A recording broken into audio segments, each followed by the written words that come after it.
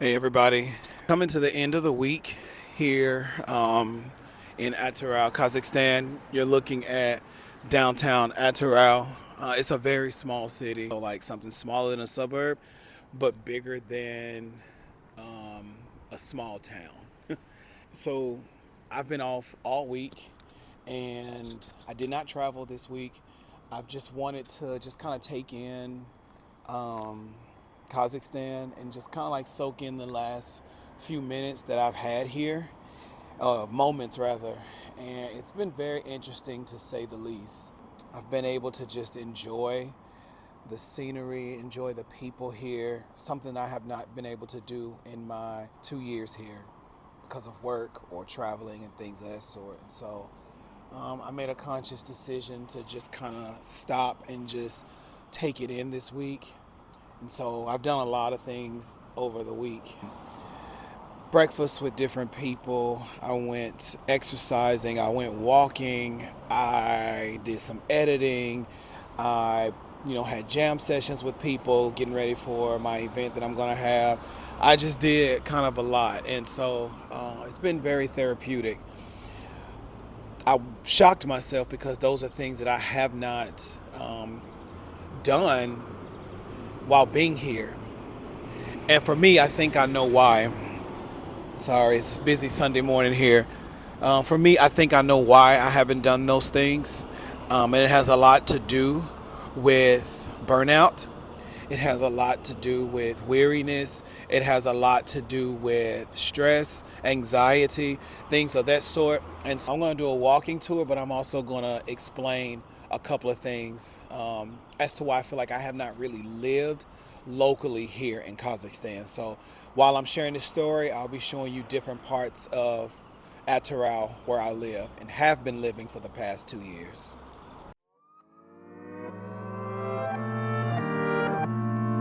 Protecting my peace for so long, a little too good, now I'm so low. Watching reruns of the same shows, almost every party I'm a no-show. Even with green lights I don't go. Never been sure, no I don't know. How does everybody else let go of their egos?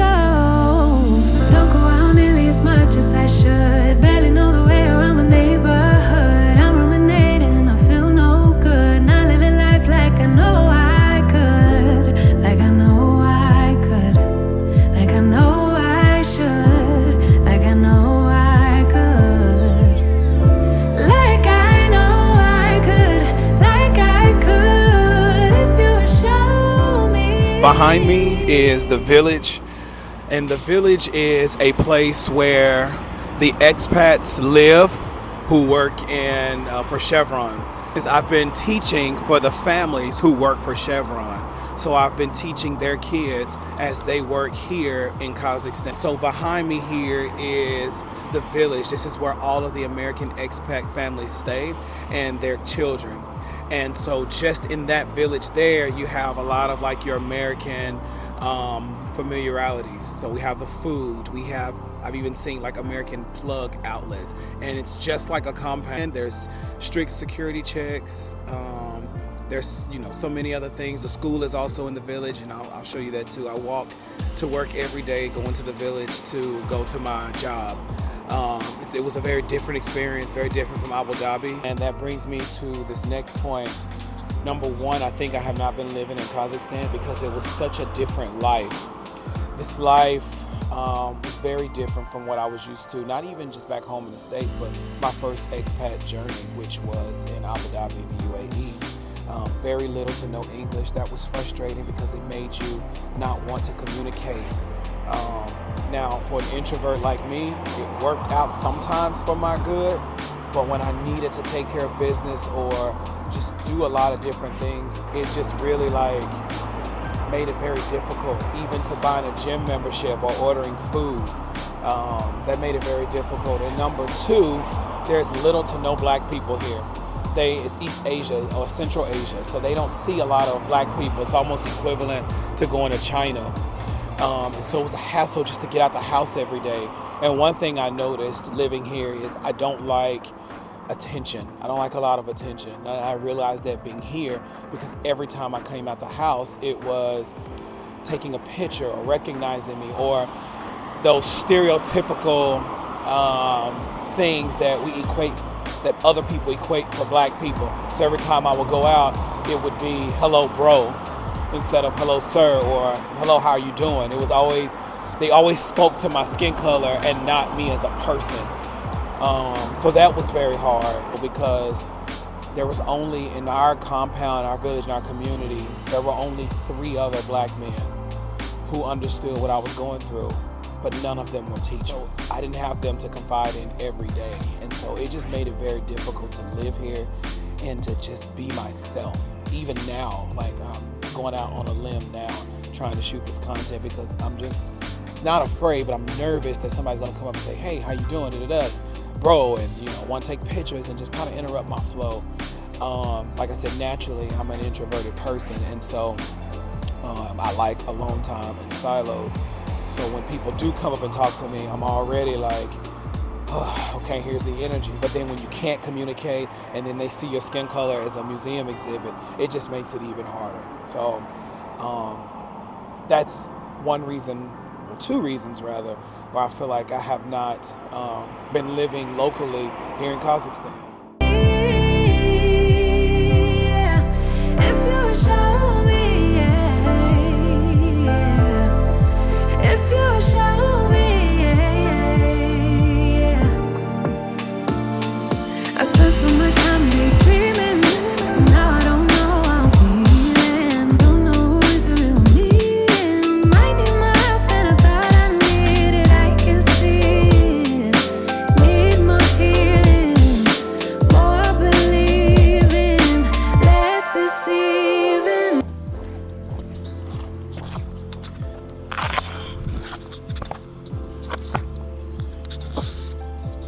So another reason why I feel like I have not been living is because I feel like I have just not been giving myself enough grace. In the past 5 years, I've moved to 2 different countries on 2 different sides of the world, 2 different cultures. I was very hard on myself to adapt, and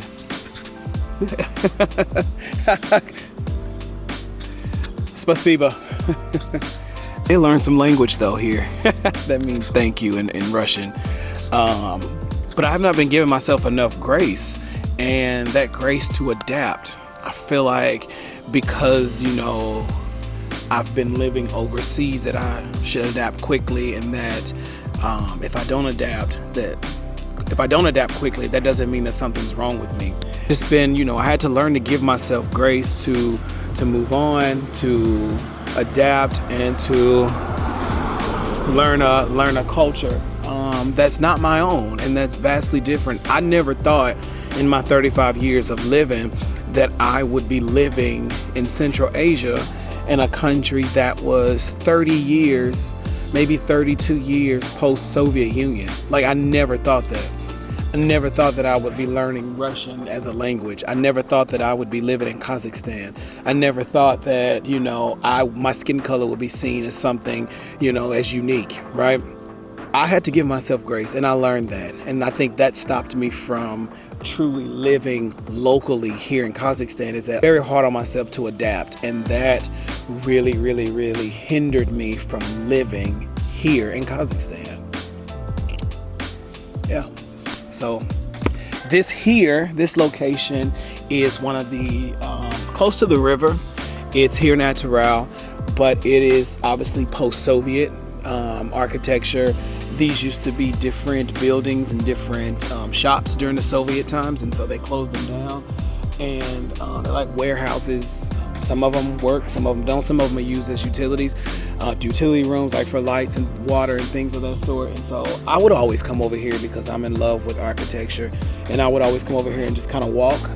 Obviously, when it's spring or summer or fall, not in the winter. Favorite parts here in Kazakhstan, favorite areas rather, and it leads into the Ural River, which stretches all the way from Russia, all the way into the Caspian Sea, where you can actually touch countries as of Azerbaijan, Georgia, Belarus, all different types of countries in the Caspian Sea. So. Nah, don't go out nearly as much as I should. Barely know the way around my neighborhood. I'm ruminating, I feel no good. Not living life like I know I could. Like I know I could. Like I know I should. Like I know I could. Like I know I could. Like I could. If you would show me, yeah. If you would show me, yeah, yeah. If you would show me, yeah, yeah. I might need therapy too. Help dilute all the bad news, 'cause I just can't deal with the lose-lose situations you have to go through. I think I need therapy now. Recycling all the same doubts. Heard it a million times, 'cause I tell myself all the same lies. I might need therapy too. Help dilute all the bad news, 'cause I just can't deal with the lose-lose situations you have to go through. I think I need therapy now. Recycling all the same doubts. Heard it a million times, 'cause I tell myself all the same lies. Don't go out nearly as much as I should. Barely know the way around my neighborhood. I'm ruminating, I feel no good. Not living life like I know I could. Like I know I could.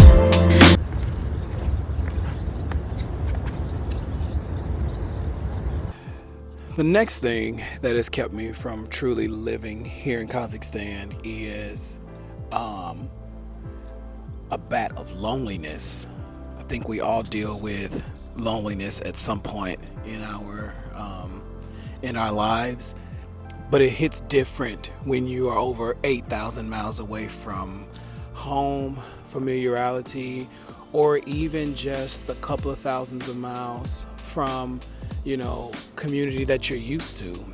I had a huge community in the UAE. It was very diverse, different. It was a very different type of community in the UAE.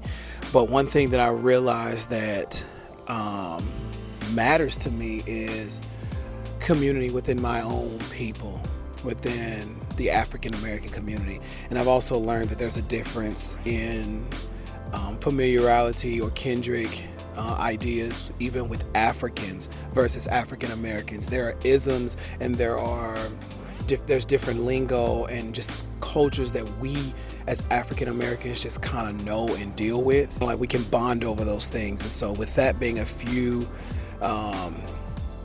to none here in Kazakhstan, I suffered a lot with loneliness.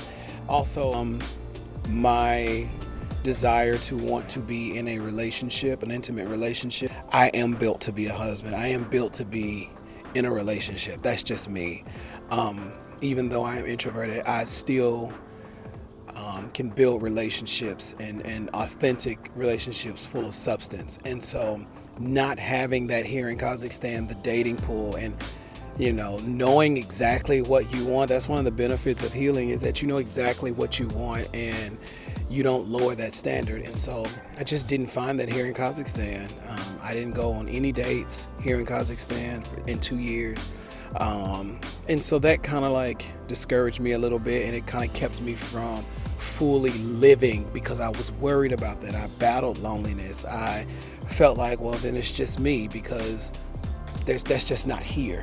On top of me not really fitting in with, majority of the community that, I work in. I mentioned the daunting village earlier, and there's not a lot of people that look like me. So that was difficult to build relationships, even with friendships.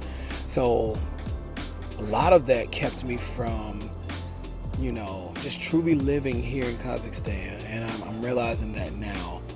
And I'm realizing that I was enough regardless. My aura and my personality fit somewhere in that community. I just wish I had known that sooner. Like I know I should, like I know I could. Oh, if you would show me, if you would show me, yeah. If you would show me, yeah.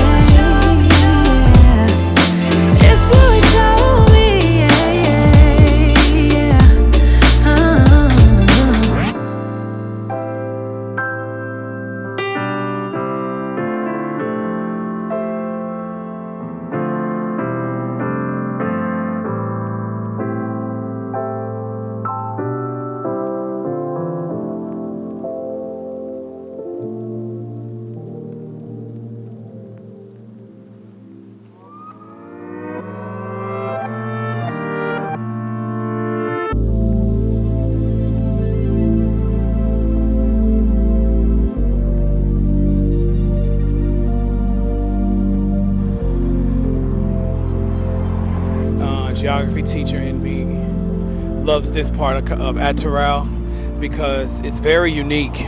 So I mentioned the river earlier, and this particular city sits on 2 continents. It sits on the continent of Asia, and it sits on the continent of Europe. And right now, when I crossed the river just a minute ago, we crossed into the Asian side of the continent. So as you see here, I'm now in Asia. When I walk back home, I'm going to be on the European side, and I'll show you that as well. But right now, I'm going to go to one of my favorite coffee shops I've loved since moving here, and that's Zebra Coffee.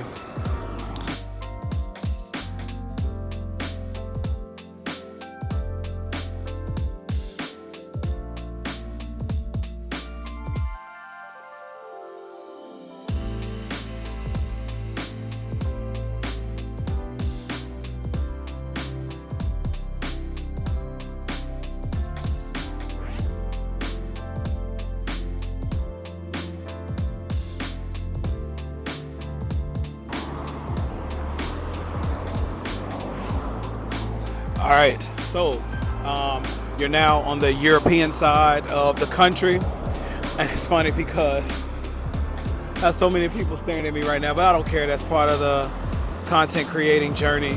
It's just what happens. But yeah, you're on the European side of the continent.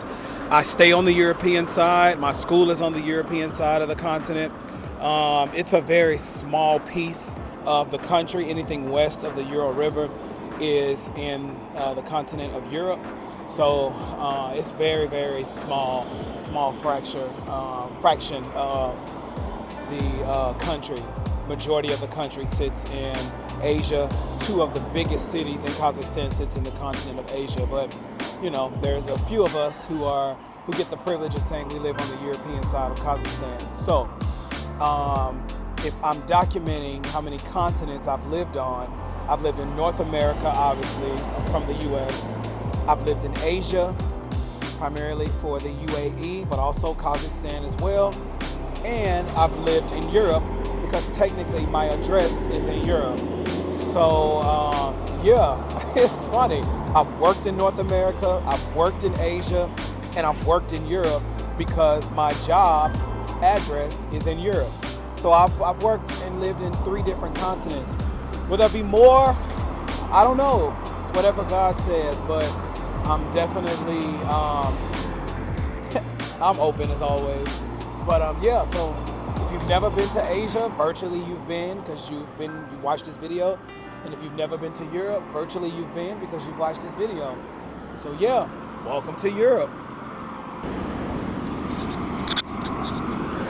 You know, one of the things about expat life is that it has so many different rewards. It has so many accolades.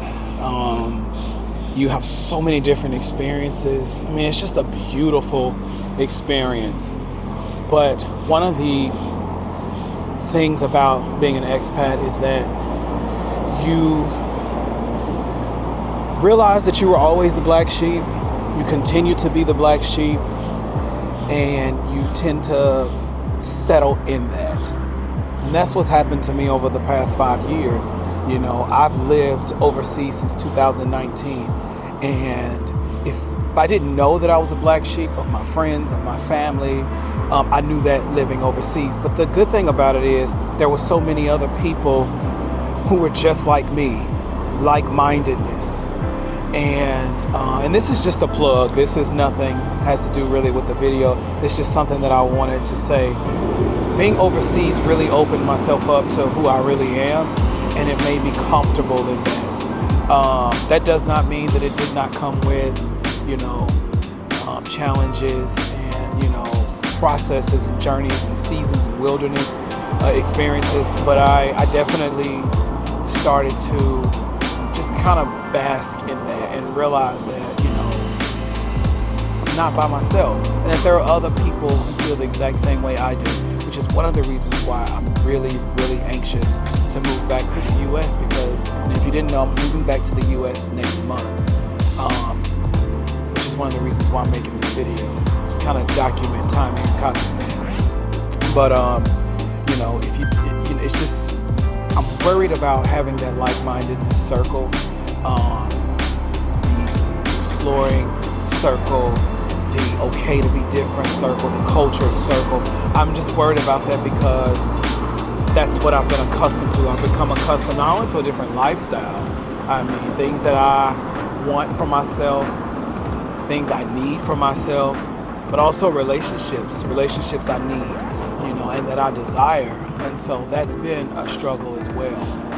You know, that's really what I'm anxious about. Not more so of like moving back to the U.S.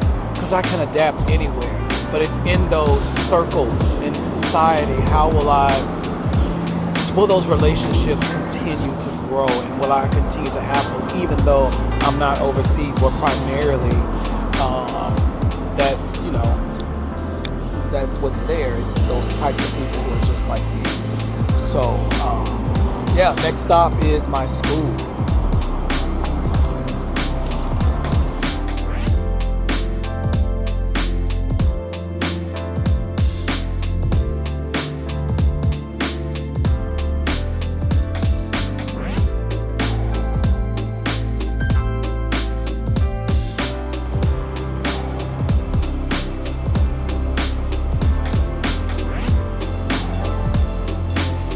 All right, so I'm here at my school here in Kazakhstan.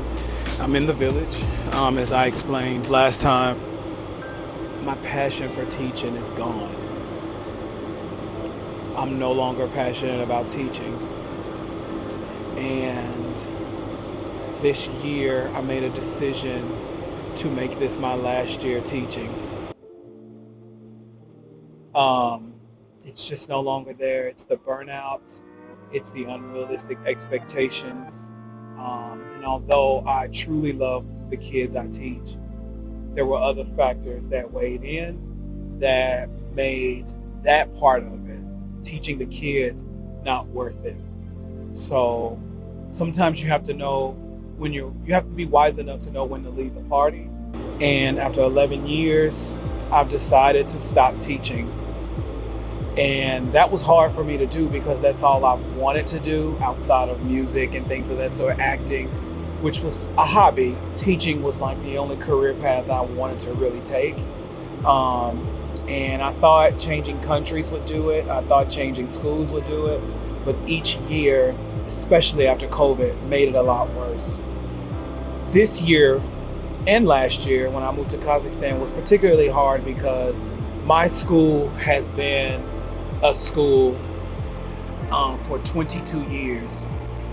And in the 22 years that my school has been established, I'm the first male of color to walk through the doors.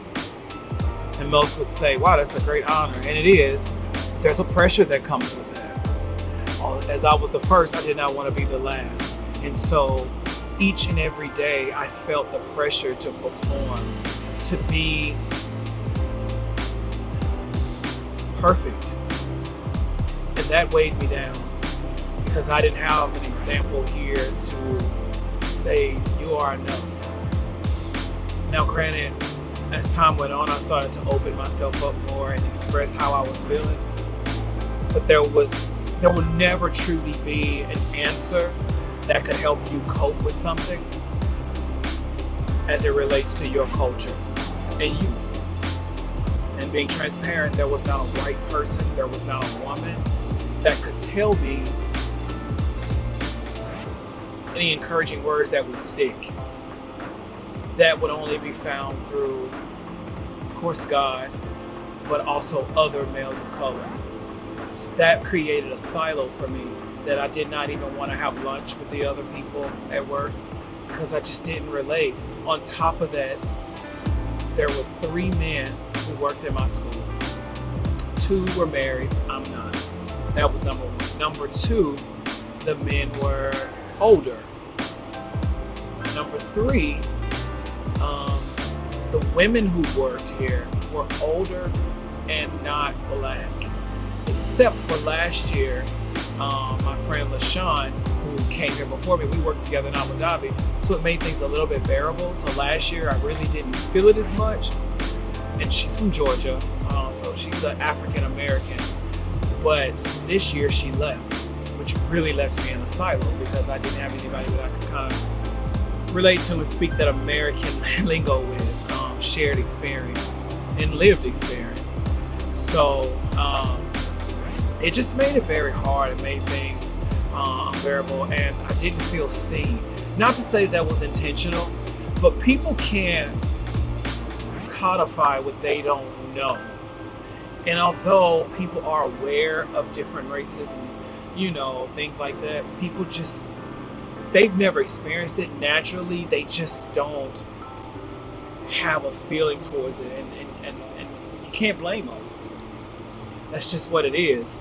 And so I had to deal with that on my own, leaving bouts of depression, bouts of loneliness again. It was just a lot. It was a lot. And dealing with imposter syndrome, thinking that I had to do everything right or had to perform like somebody else. It was crazy. So what I had to do is step back during Christmas break, and I had to come to terms with, one, you're burnt out. You don't like it anymore. No matter where you go, you feel the same way. And I had just decided that after 11 years, I was done with teaching and that was it for me. And I will always be grateful for what my career allowed me to do and opportunities, but I just couldn't do it anymore. I just couldn't, and I won't be happy anymore. I won't jeopardize my happiness anymore just to have a career or just to have money. And I made a ton of money in Kazakhstan. I had great experiences and a nice living in the UAE. I had fun teaching in the US. But at the expense of what? So I believe God allowed me to see that no amount of money can equate to your joy and your happiness. And I had to realize that even though I was making a ton of money and that I was traveling to all these different countries, sharing my experiences, and although I was grateful for all of that, I was miserable. And God allowed me to see that money does not matter. Take care of yourself. Find your joy. Center yourself. Now, God can do anything. I'm not saying I may not ever come back to teaching, but right now, as of today, I'm done teaching. And I want to find my happiness again. I want to live for me, and I want to find that joy again. After 11 years, you pour and pour and pour into students, into people, into situations, and relationships, into things. After a while, it drains you, and it no longer serves you. So you have to pour back into you. I'm an empty cup right now, and I need to pour back into me. So June 7th, 2024 will be my last day teaching. And who knows what's coming after that. But I'm excited. I'm not nervous anymore. I'm excited to see what God is going to do in my life. And I'm just going to ride this thing till the wheels fall off. So thank you for, going around Atara with me and sharing this journey. I'm going to end the vlog right here. Remember, find your happiness, reflect, find your happiness, and just know that your happiness is worth it. You are worth it. And if it doesn't suit you, give it up. Give it up. So thank you so much for following this vlog, and I hope that something I said today not only resonated with you, but made you feel seen. Till next time, subscribe, like, turn the notification bell on.